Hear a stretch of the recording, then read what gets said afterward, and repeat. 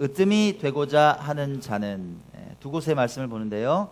마가복음 9장 33절에서 35절, 그리고 10장 말씀 43절에서 44절까지 말씀 두 곳을 이어서 제가 편집했습니다. 자, 같이 한번 읽을까요? 시작. 가버나움에 이르러 집에 계실새 제자들에게 물으시되 너희가 길에서 서로 토론하는 것이 무엇이냐 하시되 그들이 잠잠하니 이는 길에서 서로 누가 크냐 하고 쟁론하였음이라. 예수께서 앉으사 12 제자를 불러서 이르시되 누구든지 첫째가 되고자 하면 뭇사람의 끝이 되며 뭇사람을 섬기는 자가 되어야 하리라. 너희 중에 누구든지 크고자 하는 자는 너희를 섬기는 자가 되고 너희 중에 누구든지 으뜸이 되고자 하는 자는 모든 사람의 종이 되어야 하리라. 아멘. 헤르만 헤세의 좋은 소설이 있습니다. 동방여행, Journey to the East라는 원서 제목인데, 그 동방여행이란 좋은 소설이 있어요. 동방으로 국가를 찾아서 순례자들이 길을 떠나는 얘기예요. 이 동방여행의 주인공이 누구냐면 레오라는 사람입니다. 레오라는 이름을 가진 사람인데, 그가 누구냐? 서번트예요. 순례자들의 서번트가 뭡니까? 하인이에요. 하인. 그 순례자들과 같이 길을 떠나는 거예요. 이 레오는 여행길에서 천한 허드렛 일을 도맡아서 합니다. 시키지 않아도 하고, 뭐 그뿐만이 아니라 이 순례자들의 지친 영혼을 위로하는 거예요. 그들이 막 불평을 쏟아내고 막 하소연을 하고 그러더라도 그 말을 마다하지 않고 다 들어주는, 경청하는 거예요. 아, 그러셨어요. 예, 이해합니다. 순례자들이 여행에 차질이 없도록 아주 헌신적으로 봉사하고 그들을 격려합니다. 소설의 말미에 보면 이 레오의 실체가 밝혀져요. 이 레오가 누구였냐 그러면 실제로 이 여행을 하는 순례단을 후원하는 교단의 책임자이자 동시에 정신적인 지도자였던 거예요. 그 사실이 밝혀져요. 모든 순례자들이 깜짝 놀라죠. 이 동방여행을 읽고 감명을 받은 사람이 여럿인데 그 중에 한 명이 누구냐면 경제학자인 로버트 그린리프라는 사람이 아주 크게 감명을 받았어요. 아, 이 시대에 필요한 리더십이 여기에 있다. 무슨 리더십이냐? 그래서 그가 서번트 리더십을 주창을 했습니다. 뭐예요? 하인과 같은 리더십, 섬김의 리더십을 이야기를 했어요. 이 시대에 진짜 필요한 게 뭐냐? 아주 강한 리더십, 막 파쇼 이런 게 아니라 하인처럼 섬기는 리더십이 필요하다. 이렇게 주창했어요. 그는 자기의 저서에서 이런 말을 했습니다. 위대한 지도자는 처음에는 서버트처럼 보이지만 처음에는 하인처럼 보인다. 그런데 이 간단한 사실이 지도자를 진정으로 위대하게 만든다. 여러분 공감하시겠어요? 예. 하인처럼 보이고 서번트처럼 보이는데 그 사실이 조직에 보이기 시작하면 그 사람이 위대하게 된다는 거예요. 리더가 된다는 거예요. 오늘 본문을 통해서 우린 이 서번트 리더십을 만났어요. 서번트처럼 하인처럼 섬기면서 살아라. 누가 말씀하셨어요? 예수님께서 그렇게 말씀하시는 거예요. 자, 우리 본문 말씀 한번 9장 35절 말씀 읽습니다. 시작. 예수께서 앉으사 12 제자를 불러서 이르시되 누구든지 첫째가 되고자 하면 뭇사람의 끝이 되며 뭇사람을 섬기는 자가 되어야 하리라. 주님께서 제자들에게 지금 말씀하시는데 이렇게 말씀하신 이유가 뭐예요? 아까 우리 본문 읽었죠. 상황이 어때요? 왜 이렇게 말씀하셨어요? 그들은 뭐 섬기기는커녕 하인이 되기는커녕 내가 잘났지, 확 내가 크지, 내가 대접받아야지, 네가 해야지, 이렇게 그런 쪽에만 관심이 많았어요. 길에서요 내가 잘났다고 막 서로 얼마나 치열하게 얘기를 했는지 주님께서 듣다가 상황을 한번 보세요. 길을 가는데 막 제자들이 싸워요. 주님은 요만큼 앞에 가시고 물어보시는 거예요. 야, 너희들 말이야 그 길에서 아까 막 서로 토론하고 그러던데 뭐 때문에 그렇게 이야기했어? 이렇게 물어보시는 거예요. 토론한 게 뭐야? 무슨 내용이야? 이렇게 물어보시니까 빈대도 낯짝이 있다 그러잖아요. 찔리는 거야. 대답을 못해. 잠잠했어요. 제자들이 아무 말도 못하고 잠잠했어요. 이유가 뭐냐? 성경은 이렇게 말합니다. 서로 누가 크냐고 쟁론하였습니다. 쟁론. 누가 크냐고 쟁론했어요. 쟁론하니까 좀 어감이 멀지 않아요? 우리가 뭐 일상적으로 쓰지 않는 단어니까. 이걸 우리말 성경으로 바꿔보면 훨씬 가깝게 다가옵니다. 이렇게 돼 있어요. 제자들은 말이 없었습니다. 그들은 길에서 누가 가장 큰 사람이냐 하는 문제로 다투었기 때문입니다. 이해가시죠? 싸웠어요. 예. 내가 잘났어. 막 말로 그냥 뭐 어퍼컷 한번, 스트레이트 한번, 이쪽에 뭐 무슨 소리야? 막 말로 싸웠어요. 그거예요. 심하게 언쟁한 거예요. 예. 심하게 언쟁했습니다. 사랑하는 여러분께 묻습니다. 여러분은 여러 공동체에서 살아가십니다. 뭐 가정에서, 직장에서, 또 몸담은 어떤 그 동아리, 뭐 조직체에서, 또 교회에서 여러 공동체 가운데 살아가시는데, 여러분은 언쟁하는 사람입니까? 아니면 섬기는 사람입니까? 정직하게 한번 대답해 보세요. 여러분은 여러 공동체 안에서 다른 사람들이 여러분을 바라볼 때 저 사람이 딱 나타나면 이렇게 피하는 사람입니까? 아니면 오셨어요 이렇게 반기는 사람, 존경받는 사람입니까? 예. 아까 찬양하는데 제 옆으로 안 오시려고 그래. 저는 좀 문제가 있나 봐요. 자, 예. 자, 오늘 주님께서는 여러분에게 모두의 존경을 받는 으뜸 인생이 되라고 얘기하시는 거예요. 리더가 되라. 참 리더가 되라.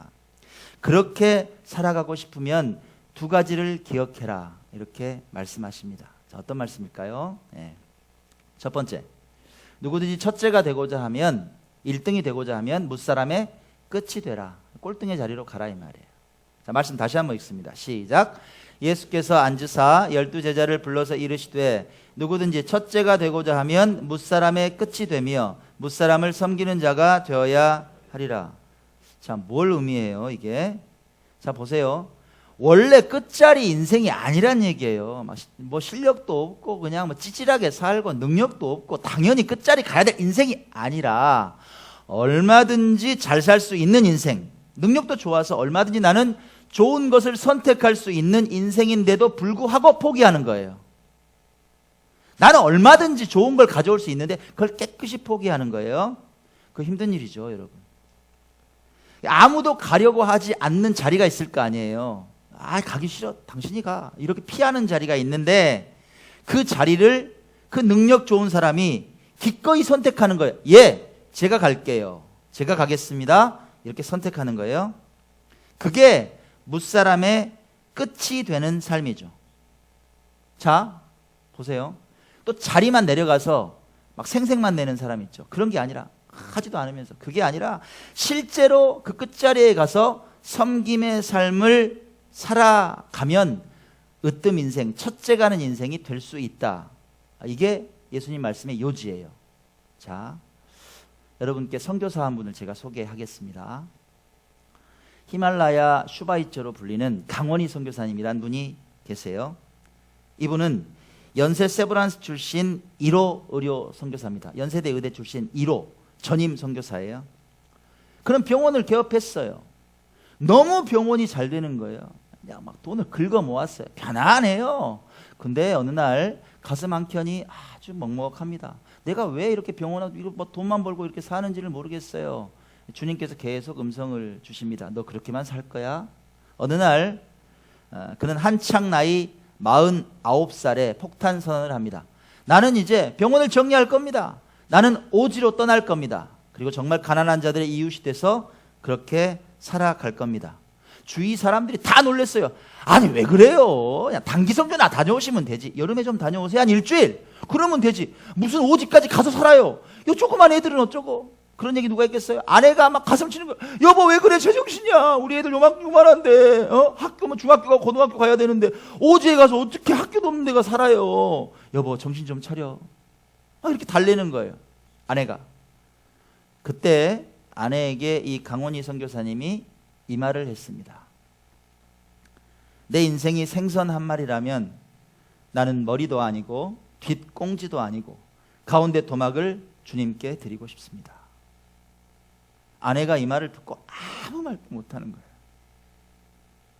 강원희 선교사는 그렇게 인생의 황금기를, 내 인생의 가운데 토막 같은 그 시기를 주님께 다 드렸습니다. 그리고 지구촌의 맨 끝자리 같은 나라 네팔로 떠나갔어요. 네팔, 카트만두 아니요.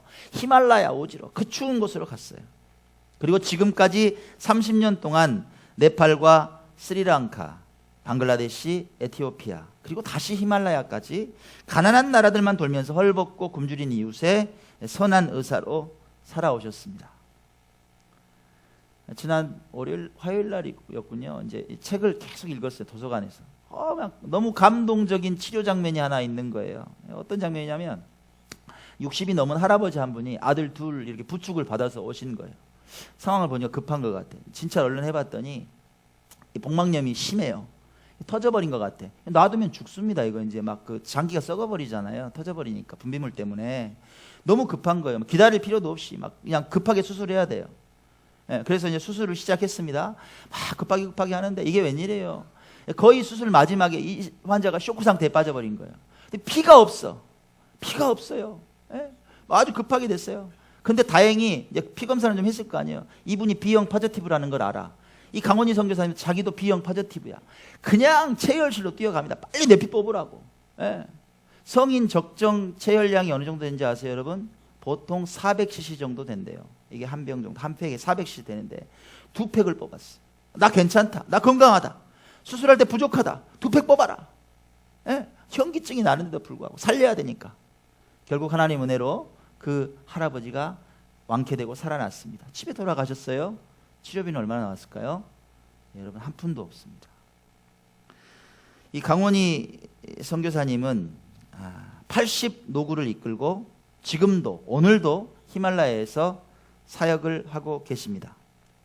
이 강원희 선교사님의 모습을 보면 복음에 빚진 사람들, 진짜 크리스찬들이 어떤 마음으로 살아가야 하는지를 잘 보여주는 것 같아요. 섬김이란 게 입에 있습니까? 내 몸에 있습니까? 여러분, 몸에 있습니다. 섬김. 입술로만 떠드는 건 아무 필요 없어요. 아무 필요 없습니다. 섬김이란 것은 말뿐만이 아니라 내 피를 드리는 삶과 자세라는 걸 가르쳐 주는 거예요. 내 피를 드릴 수 있는 삶, 내 피. 그게 진짜 섬김이에요. 주님께서 말씀하셨잖아요. 무사람의 끝자리로 가라. 그래서 계속 묵상을 해봤어요. 끝자리가 어딜까? 끝자리가 어딜까? 묵상을 하다가 이런 생각이 문득 들어요. 끝자리 같은 교회도 있겠다. 섬겨야만 되는 교회도 있겠다. 이런 생각이 들어요. 여러분, 끝자리 같은 교회, 섬겨야만 되는 교회가 어딜까요? 어딜까요? 우리 차 집사님, 어디 서울에서 찾지 마세요. 어딜까요? 개척교회예요, 여러분. 왜요? 가기 싫어해요. 요즘 현대 교인들이 얼마나 나쁘게 말하면 야가 빠졌는지 몰라요. 불편해요. 가기 싫어해요. 그건 끝자리예요. 끝자리 같은 교회예요. 가기 싫어요. 섬겨야 될 일들이 너무 많아요. 그래서 가기 싫어하는 그런 교회예요. 그 깨달음이 오더라고요. 그러고 보니까 우리 교회가 끝자리네. 그래. 우리가 기쁘고 즐거운 끝자리 교회네. 이런 생각이 드는 거예요. 여러분, 큰 교회 한번 생각해 볼까요? 큰 교회? 참 편해요. 저도 대형 교회 1,500명 이상 출석하는 교회에서 오래 사역했지만 눈치 안 봐도 돼요. 일주일에 한 번 예배 그냥 쓱 드리고 축도도 하기 전에 빠져나가는 사람이 한 500명은 돼요. 막 붙잡을까 봐. 그래도 뭐라고 하지 않아요. 봉사하는 거요? 봉사 안 해도 됩니다. 봉사할 사람들이 넘쳐나요. 나는 그냥 가만히 예배만 드리고 하면 돼. 얼마나 신앙생활이 편해요. 그렇죠? 헌금이요? 부담 없죠. 헌금 안 해도 돼요. 누가 했는지도 몰라. 안 해도 다 돼요. 주일 헌금 정도 해주면 참 대단한 거예요. 기본만 하면 돼요. 편의시설 빵빵하죠. 커피숍 있죠. 전시관 있죠. 게스트하우스 기가 막힙니다.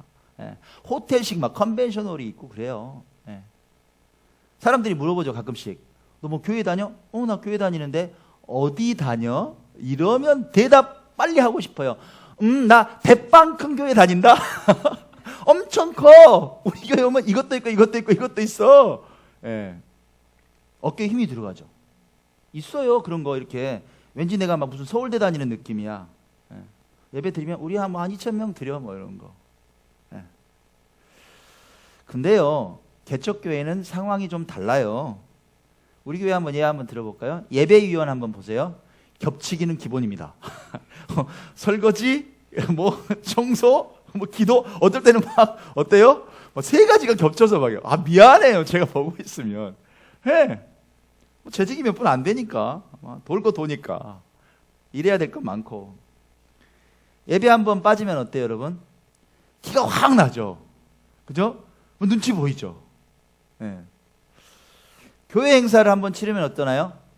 교회 행사를 한번 치르면 눈치가 보입니다. 내가 이걸 후원을 해야 돼 말아야 돼 하고 눈치를 한번 싹 보죠. 큰 교회라면 건물 다 지어졌잖아요. 그리고 뭐 이제 다 뭐 그런 일들에 몰두하지 않으니까 편해요. 부담 안 가고. 근데 우리 교회 같은 경우 어때요? 성전 건축한다고 다들 난립니다. 이러니까 참 부담스럽죠, 솔직히. 안 그런 척하지 마세요. 부담스러워요. 우리 교회 상황이 그래요. 자, 이런 힘든 여건에도 불구하고 이 기쁘고 즐거운 교회에 지체로 수고하는 여러분들 제가 보면 진짜로 거짓말 아니라 참 대단하다는 생각이 들어요. 여러분 참 대단한 분들이에요. 용감해요. 안 도망가고 이렇게 예배 드리시는 거 보면 진짜 그런 생각이 들었어요. 우리 지난주에 우리 성전건축위원장 우리 조세현 집사님으로부터 중간 집계 한번 들었잖아요. 예, 우리 이 작은 교회가 올해 시작한 건축 헌금이 얼마가 모였다? 예. 여러분 벌써 잊어버리셨어요? 얼마가 모였다 그랬어요? 4천만 원. 예. 집사님들이 10분도 안 되는데 얼마 만에요?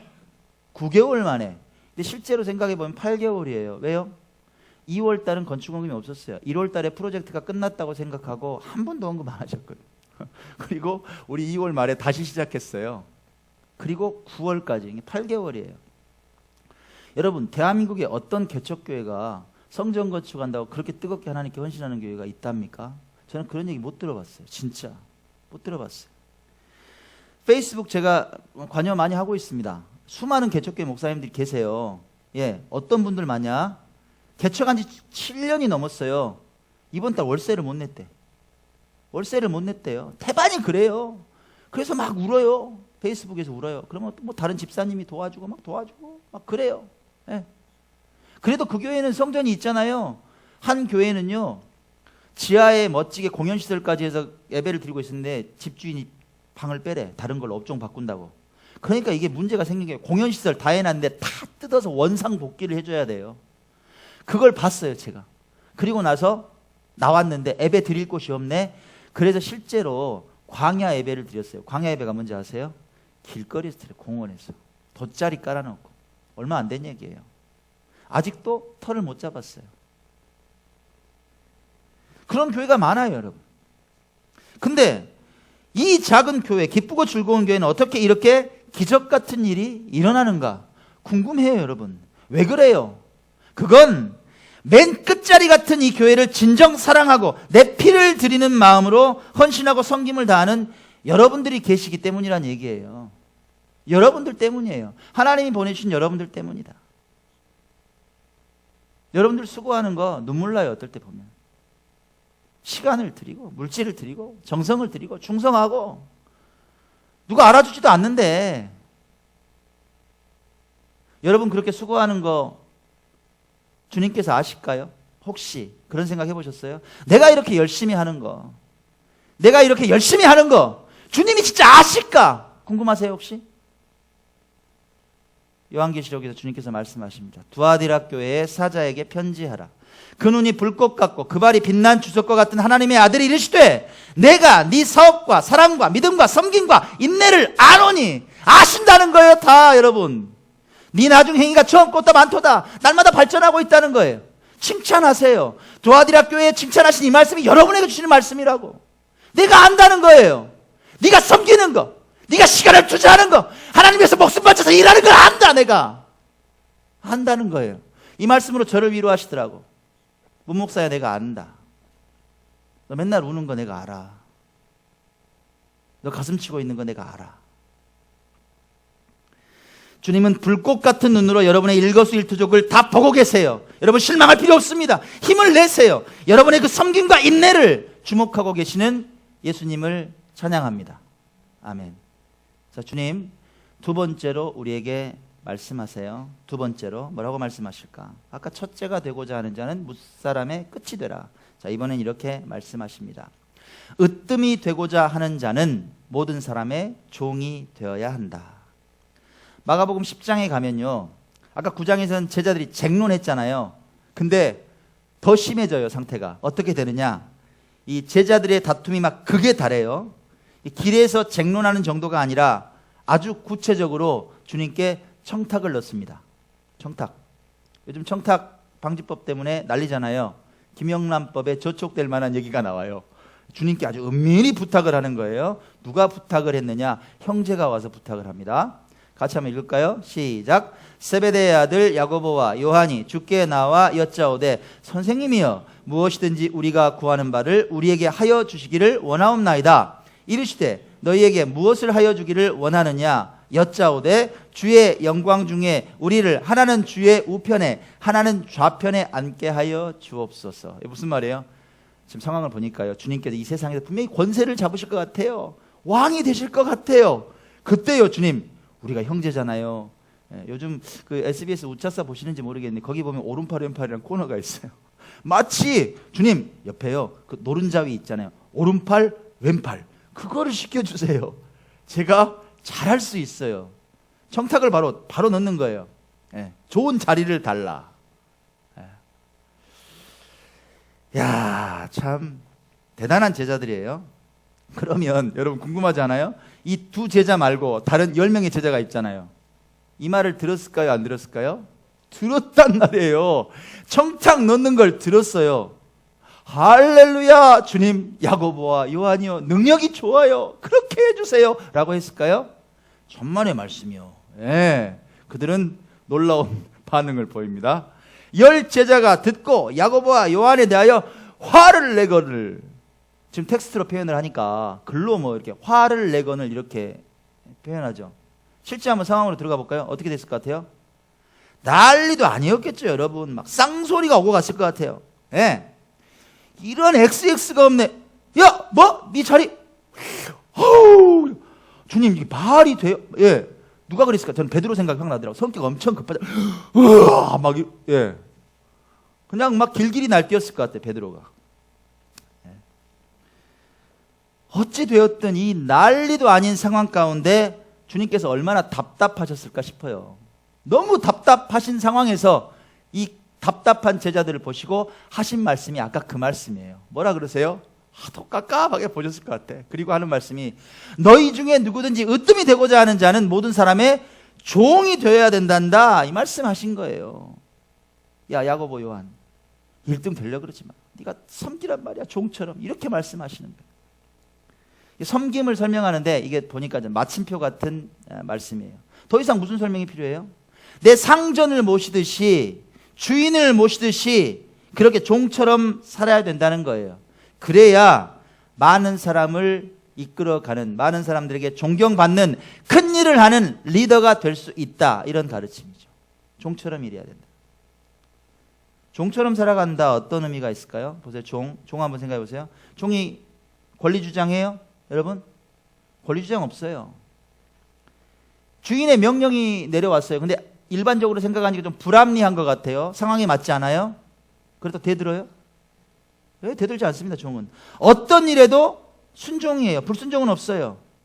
어떤 상황들이 억지스럽고 막 고통스럽고 이해가 도저히 안 되는 상황인데 묵묵하게 아무 말 없이 임무를 수행해요. 나는 있어요, 없어요? 없어요, 여러분. 나는 없어요. 내 안에 주인만 있어요. 그게 종이에요. 그게 종처럼 사는 거예요. 그렇게 여러분들이 살면 세상의 리더가 되고 교회의 리더가 되고 하나님 나라의 큰 일꾼이 된다는 얘기예요.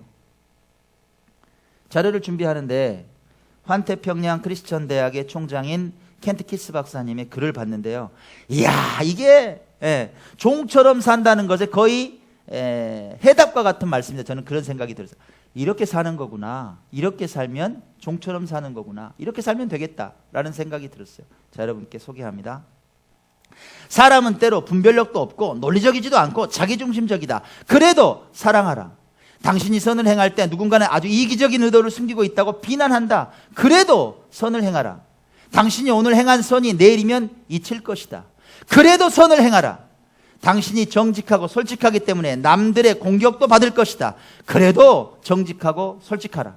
당신이 수년간 공들여 세운 것을 누군가 하룻밤 사이에 무너뜨릴지도 모른다. 그래도 세워라.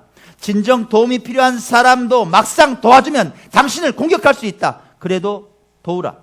당신이 가진 최상의 것을 내주어도 다 줘도 당신 걸 다 줘도 비난받을 수 있다. 그래도 가장 좋은 걸 내주어라. 아멘. 세상의 가치관과 크리스천들의 가치관은 상극이에요. 전혀 달라요. N극과 S극과 정반대. 전혀 달라. 똑같으면 우리가 예수님을 따라갈 필요가 뭐가 있어요? 여러분, 조건이 맞아서 사랑하고, 조건이 맞으니까 선을 행하고, 조건이 맞으면 돕고, 조건이 맞으니까 가장 좋은 걸 내줘요? 그건 아니거든요. 그건 세상 사람도 다 해요.